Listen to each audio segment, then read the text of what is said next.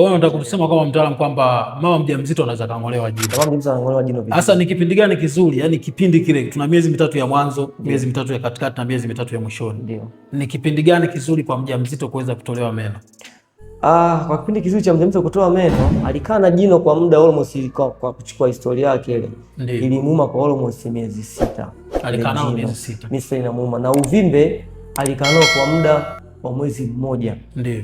Kwa sababu unajua jino kwa mjamzito inaweza, yaani jino sio kwa mjamzito, hata mtu yote anaweza kumpotezea. Unajue tupo kwenye kampeni ya kwamba watoa watu kwamba watoe kwenye ile intention ya kwamba dawa jino ni kung'oa, si ndio?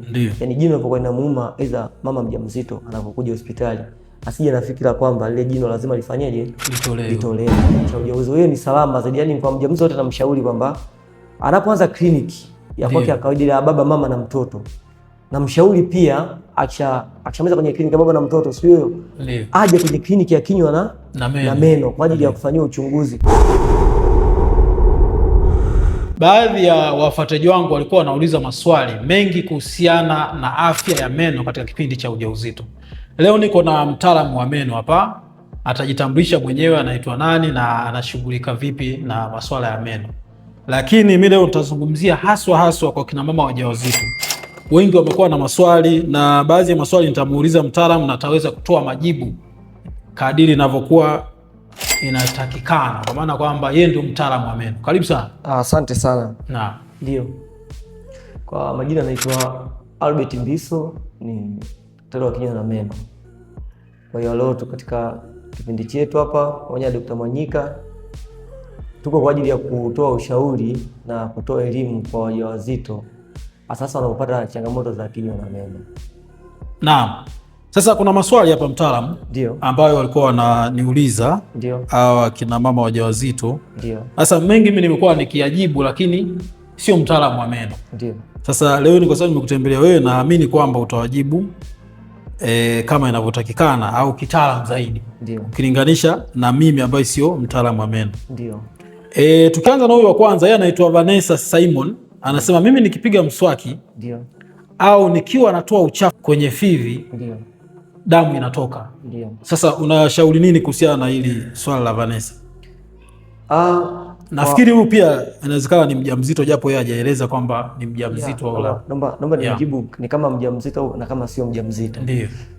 Kama ni mjamzito ameanza kupata dalili hizo, ni changamoto ya kihomoni, kwa sababu mtu anapokuwa anapata ujauzito hasa kwenye miezi ya kwanza mpaka watatu ule, kuna mabadiliko ya kihomoni yanatokea kwenye mwili wa mwanamke ambaye amepata ujauzito, ambao mwisho wa siku yanaathiri na kinywa moja kwa moja. Kwa hiyo hizo ni dalili za mwanzo za magonjwa ya fizi. Kwa hiyo hapo tayari ameshapata magonjwa ya fizi. Cha kufanya hapo, anatakiwa afike hospitali ili aweze kufanyia uchunguzi wa kinywa na meno na kuweza kupewa ushauri, kwa sababu kama dalili za awali unaweza kukuta toka pewa ushauri namna ya kupiga mswaki vizuri na aliyowekesha. Na pia kwenye issue ya stiki, hatupendi sana watu watumie stiki kwa sasa hivi, kwa sababu watu wengi stiki zile wanatumia huwa wanazipa majeraha fizi, ambao pia inasababisha ugonjwa wa fizi. Kwa hata utumiaji wa stiki, inawezekana sio mjamzito, lakini utumiaji wa stiki umempelekea kupata ugonjwa wa fizi. Ndio maana hata akipiga mswaki damu zinafanyaje, zinatoka. Kwa hapo nitamshauri atumie ile dental floss kwa ajili ya kutoa hizo mabaki ya chakula akiwa yamebaki kwenye katikati ya jino pale. Kwa hiyo hizo zinapatikana wapi sasa? Dental floss zipo maduka ya madawa zinapatikana. Kwa hiyo sisi ambao tunatumia stiki, na mimi mwenyewe ni mtumiaji. Stiki haziruhusiwi kitaalamu kwa sasa hivi, kwa sababu watu wengi ndio wanatumia nguvu sana. Kwa sasa hivi kuna nani imekuja ya dental floss, ipo kama kitambaa fulani hivi, anaingiza tu kwenye meno, anatoa ni chembamba sana, hakitaasili fizi. Kwa hiyo mtaalamu unashauri kwamba mtu anaweza kupata kwenye maduka ya madawa mengi sana zinapatikana dental floss. Maduka ya madawa madogo au ni hizi pharmacy kubwa? Pharmacy kubwa. Sawa. Ndio. Kuna mwingine pia aliuliza swali hapa, anasema nina ujauzito wa miezi 8. Jino la chini linauma.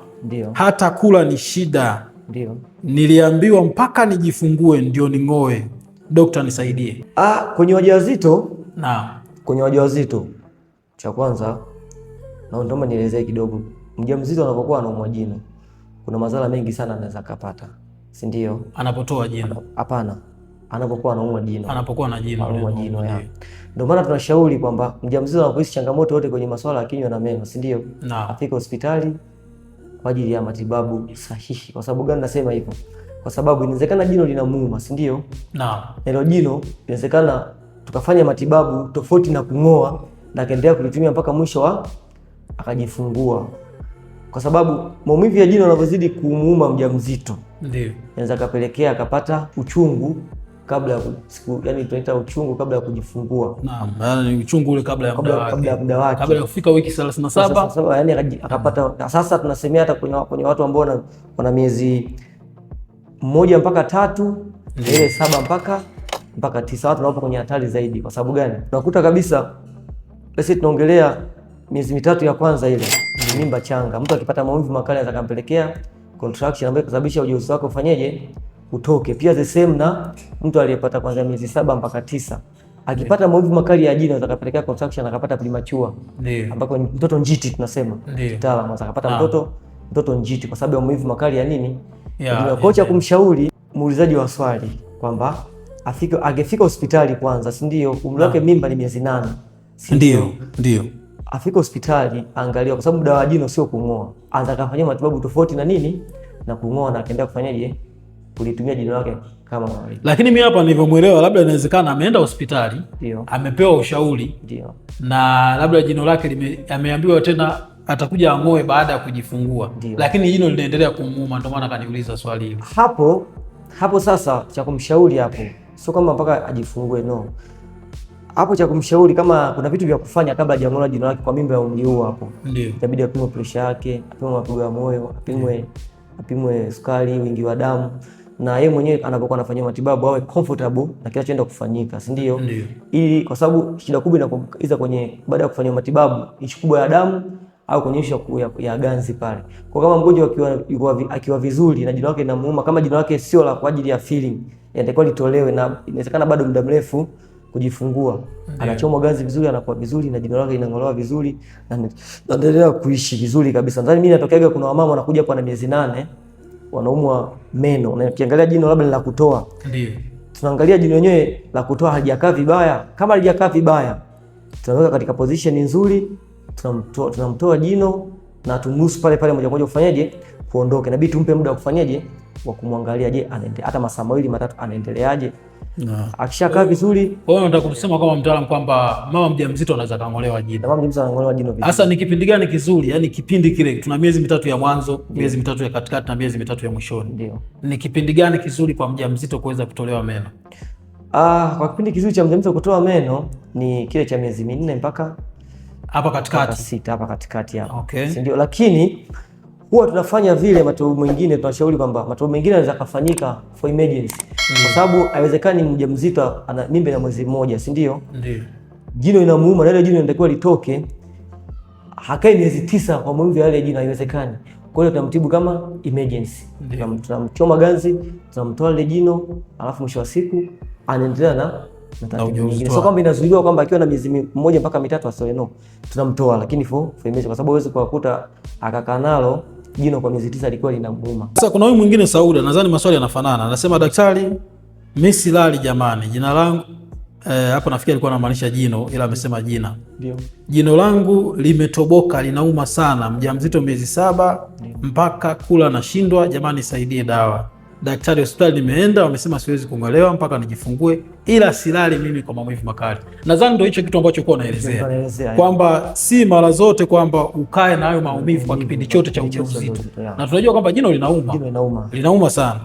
Kwa hiyo ukichanganya na ujauzito, maudhi ya ujauzito na jino lenyewe, unakuta zinakuwa ni balaa tu. Huyu mwingine anasema mie kabla ya kujifungua kitu kilitoka kichungu mdomoni, ndio nikajifungua. Baada ya siku 3 meno yakaanza kuuma, hadi vitu vigumu nikawa siri, hadi ilipopita wiki 1. Sasa hiyo unaweza kuisemeaje? Maana naona kama haina mahusiano sana na hiyo, haina mahusiano sana, sema tu ni ile tunasema traditional means. Ni vitu ambavyo vipo katika jamii na imani. Lakini haina uhusiano wote na masuala ya kinywa na meno. Ndio. Huyu mwingine anaitwa Happy, anasema dokta, mimi meno yanauma sana, magego mawili juu na mawili ya chini. Yaani imefika stage na kesha usiku kucha, nashindwa nifanyaje. Kwa kama ulivyosema kwamba wanatakiwa kuwaona wataalamu na waache ile imani ya kwamba jino mjamzito akiwa anaumwa jino basi anatakiwa asubiri mpaka kuweza kujifungua, kitu ambacho ni hatari sana. Naam. Lakini vile vile kuna huyu anasema mimi nafikiri alikuwa anasema na miezi 4 sasa ndo naona ni kiswaki natoka damu kwenye fizi. Nashukuru nimeelewa. Nafikiri hapa nilikuwa naelezea kuhusiana na kutoka damu kwenye fizi katika kipindi cha ujauzito, ambao kama ulivyosema ni mabadiliko ya kawaida katika kipindi cha ujauzito. Ndio. Kuna mwingine anasema kwamba Dr. Samahani, mimi nimevimba kwenye mwisho wa meno na naumia sana, dawa ni nini? Labda alikuwa anamaanisha huku nyuma kwenye taya. Inatokea hiyo, inatokea. Kuna kitu kinaitwa pericolonitis. Ndio. Kuna flapu au kuna nyama ya fizi huwa inaota juu ya jino likiwa linaota. Ndio. Kwa ile nyama huwa inauma sana. Kwa hiyo cha kumshauri afike hospitali, ile nyama huwa tunaikata. Afu jino linabaki wazi, tunamwandikia na dawa aendelea kutumia, au kama haimwasili sana, kama haingati ile nyama, tunamwandikia tu dawa za kawaida hizi antibiotic, anatumia anapona vizuri kabisa, hapati changamoto yoyote. Kulikuwa na hizi imani kama nilivyosema kwamba kina mama wajawazito walio wengi wanaogopa sana kuweza kutolewa meno. Ndio. Sasa wewe ni shahidi, kuna baadhi ya kina mama wajawazito wamepoteza maisha. Ndio. Kulingana na hizi imani za kukaa mtaani. Ndio. Na ulishaikutana na scenario kama hiyo mojawapo, kwamba labda mama akawa amekuja kwako, amekaa muda mrefu bila kutibiwa meno, ukamhudumia na mwisho wa siku kwa sababu ya zile changamoto akawa amepoteza maisha? Yaani huwa inatokea kwa sababu wagonjwa wengi imani iliyopo mtaani, nitaongelea imani za wajawazito hapa, kwamba mjamzito anapata ujauzito atakiwa kutibiwa matibabu ya kinywa na meno, kitu ambacho sio sahihi. Kwa sababu gani? Kwa sababu jino linapokuwa linauma, usiangalie tu wale maumivu ya jino kutokea, si ndio? Na jino, tatizo la kwanza ambao mjamzito jino likiwa linauma anza kapata, si ndio? Ndio. Anza kapata kitu kinaitwa dental abscess, ambayo ni jipu la jino. Ndio. Dental abscess ni kitu kimoja hatari sana kwa mjamzito, kwa sababu kinaweza kikachukua hata maisha yake. Ndio. Yaani asiangalie tu kwamba jino linamuuma, si ndio? Anza akaja mjamzito anapata dental abscess ambayo tayari imesha upgrade kwenda kwenye Rudolph's angina. Yaani hiyo mara nyingi kupona hao inakuwa ni 50-50. Kwa hiyo mimi nawashauri, yani kusikia jino linauma kama kwa mjamzito, asubirie za vimbe au asubirie mpaka apate changamoto yote, afike tu hospitali ili aweze kufanyaje, kuchekiwa. Kwa sababu sasa hivi tupo katika kampeni ya kusema dawa jino sio kufanyaje, sio kung'oa, tuanza kafika tukamfanyia matibabu ambayo atung'oe jino lake, aidha tukamziba jino lake kutokana na jinsi lilivyo, ndio, au tukamfanyia root canal kutokana na jino jinsi lilivyo. Sasa kuna wakati nafikiri kwa unanisimulia kwamba au uliwahi simulia hapa hospitali kwamba kuna sehemu ulikuwepo, sio ni kituo cha afya pale, kwamba kuna mama mjamzito naye alichelewa, alikaa sana nyumbani bila matibabu, alipokuja kwenu alikuwa kwenye hatua ambayo sio nzuri na mwisho siku alipoteza maisha. Ndio. Unalisemeaje? Yaani shida ndio hiyo nilikuwa naongelea hapa, kwamba alikaa na jino kwa muda almost, kwa kuchukua historia yake ile ilimuuma kwa almost miezi 6. Alikaa nao miezi 6. Miezi inamuuma, na uvimbe alikaa nao kwa muda wa mwezi mmoja. Ndio. Kwa hiyo alikuja katika hali ambayo kwa sababu alitumia miti shamba. Ndio. Kwa alikuja katika hali ambayo haikuwa salama zaidi. Kwa sababu unajua jino kwa mjamzito inaweza, yani jino sio kwa mjamzito, hata mtu yote anaweza kumpotezea maisha. Sasa ikishapelekea upande wa mtu amepata uvimbe wa jino. Na uvimbe ukishakuwa mkubwa zaidi, ndio. Maki hapo mgonjwa amechelewa. Watu wengi wakishapata uvimbe mkubwa kwenye dawa za kienyeji. Unakuta kishashindikana kwa dawa za kienyeji, anakuja wapi? Kwa alipokuwa anakuja hospitali yule mjamzito, tayari tulishafikia stage ambayo sisi tulipambana kadri ya uwezo wetu, lakini tulishindwa alishakuwa na infection za kutosha, yani kila kitu, yani kwa sababu alikuja hajitambui. Cha kwanza yeye mwenyewe hata kuongea hawezi, kula chakula chochote alikuwa hawezi kwa sababu ya jino tu. Yes, kwa hiyo tunachokipata kutoka kwa mtaalamu ni kwamba jino linaweza kung'olewa katika kipindi cha ujauzito.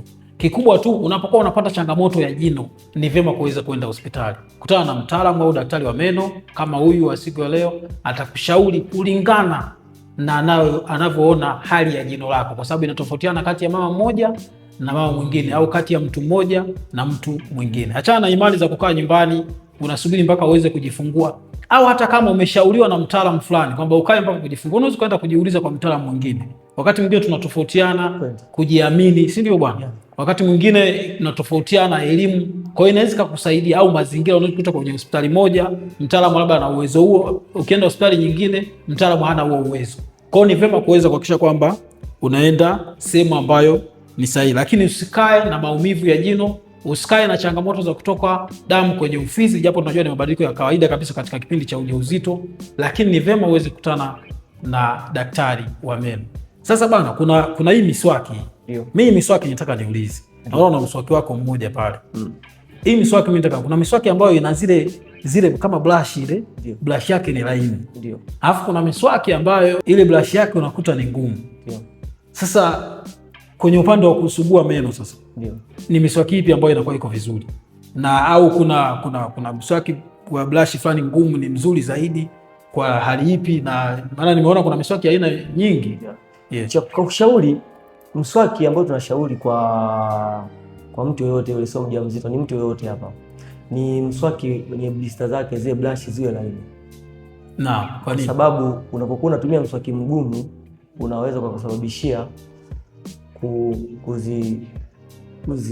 kuzitraumatize, sio kwa Kiswahili gani, kuziumiza fizi. Ndio. Na unakuta mtu hana tatizo la fizi, lakini anatumia mswaki mgumu. Kwa unapokuwa anapiga, damu zinatoka wapi?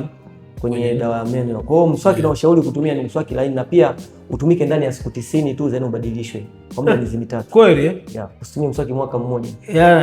Mimi nimetumia mswaki sasa hivi na miezi 4 sio 5. Mswaki mmoja ni siku 90, mswaki siku 90 tu. Nafikiri mama mjamzito ni vyema kuweza kutumia mswaki ndani ya miezi 3 tu. Baada ya miezi 3 anabadilisha na brush zake ziwe laini. Sasa kuna hii miswaki yetu, kuna ile miswaki ambayo ina brush za plastiki. Ndio. Na nyingine ina brush sio wanasema organic sio nini. Niliona kuna sehemu wanasema kwamba ndio, ukitumia hii ya plastiki mtu anaweza kazimeza. Je, sasa hii unashauri nini? Au unaweza kutumia mswaki wowote ambao mswaki tunashauri kutumia ni mswaki wowote ule ambao ni laini. Kwa sababu ndio kuna miswaki ambayo ina plastiki mbele lakini ni laini. Ila tu ukishaona brush zile zimeshaanza kuweza kuchanua au kupungua, ndio maana ni lenki ya miezi 3. Ndio. Achana nao, badilisha, chukua mswaki mwingine. Ndio maana tumeweka lenki ya miezi 3 kwa sababu unapiga mswaki usitumie nguvu kubwa sana. Ndio. Yaani kwa sababu tunachotaka ni mabaki, atoi mawe wala tutoi simenti au tunatoa mabaki ya chakula. Nadhani mabaki ya chakula unapiga tu kidogo tu yanakuwa yametoka. Ndio. Kwa hiyo wewe unaposhauri kwamba mtu anapokuwa anapiga mswaki. Ndio. Hasa kwa mama mjamzito. Ndio. Kuna baadhi ya kina mama wajawazito hapo unakuta wanatapika sana. Ndiyo. Na inavyosemekana kwamba wale wanaotapika sana, ile asidi inayotoka chini kwenye tumbo huwa inaweza kuathiri meno. Kwa hiyo ina maana kwa mama ambaye anakuwa anatapika mfano, huyu anatakiwa kwa angalau akapiga mswaki mara nyingi zaidi, sio? Au inakwaje? Mtu anayetapika sasa, mama atakuwa anapiga mswaki mara nyingi. Na sasa kwa kipindi cha mjamzito, nataka kuongelea kwenye kipindi cha wazee, kwa nini wanapiga mswaki ndio na wanatapika. Hizi dawa zinatengenezewa, kuna vitu vinawekwa ndani, kuna content ndio zinawekwa ndani ya dawa ya meno. Nishaipata case kama hizi pia, nikamshauri zaidi ya watu 5 wakaendelea vizuri. Unakuta labda anatumia dawa ya kampuni fulani, si ndio? Ndio. Anatapika. Anakuja kwamba daktari, mimi nina mjamzito labda na miezi 2 3. Tumia dawa ya kampuni fulani, nafanyeje? Natapika. Unamshauri kajaribu kampuni fulani. Akaenda kujaribu ile kampuni fulani, unakuta anaendelea vizuri na wala hatapiki. Kwa wapi? Inatokana na kampuni za dawa hizi ambazo kwa hiyo mtu anaweza, kwa mfano, maana yake unachojaribu kusema ni kwamba kwa mfano labda utumia hii Colgate. Ndio. Ukaona labda wewe kwa mjamzito inamletea inakuletea kichefuchefu na tapika. Akashiti kwenye Colgate akaenda tu. Cha msingi tu ina madini yenye fluoride. Dawa anaenda kubadilisha. Na zenye fluoride nyingi ni. Maana yake mimi naona ziko nyingi. Kuna ile wanaita Dr. Didi sio? Dawa zote, yani mgonjwa anaona brand nyingi. Mteja anapoenda duka la dawa yoyote, si ndio? Ndio. Unapokuwa ananunua dawa kwa ajili ya kusafisha kinywa chake, si ndio?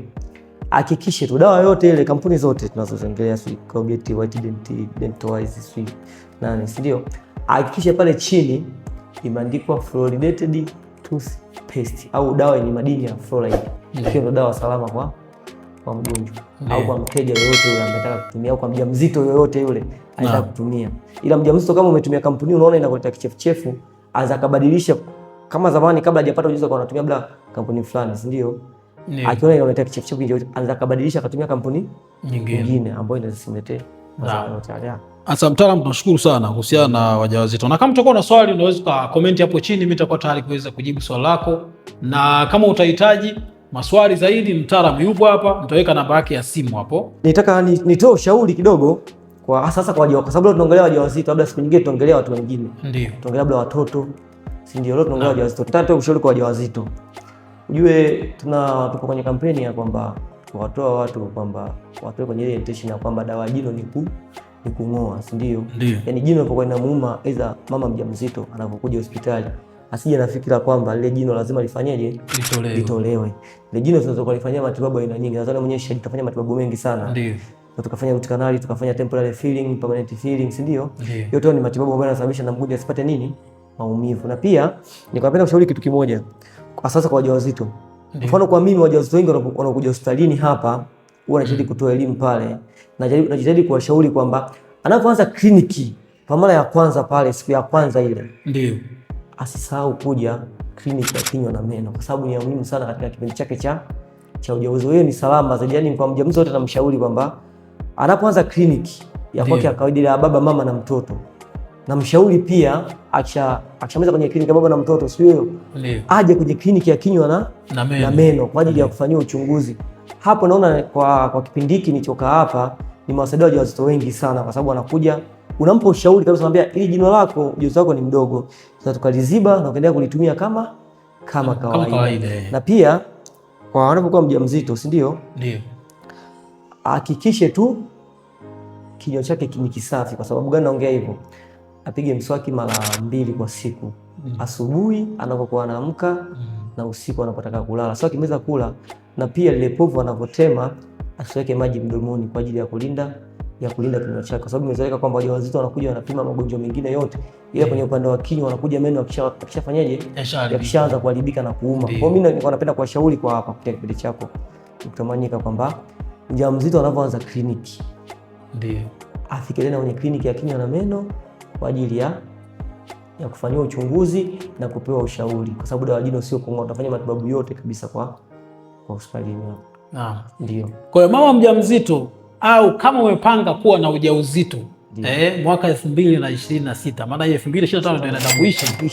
Kwa hiyo ujue kabisa unapoenda kuanza kliniki, unafanya zile check up au unafanya ile preconception counseling ya ushauri wa mwanzo kabla hujapata mimba, zingatia na kinywa na meno yako. Kwa sababu imeonekana kwamba, na kweli mimi nimeona wengi wakina mama wajawazito kwamba unakuta kabla hajawa mjamzito alikuwa na changamoto ya meno ambayo ilikuwa ya kawaida, labda aliipuuza.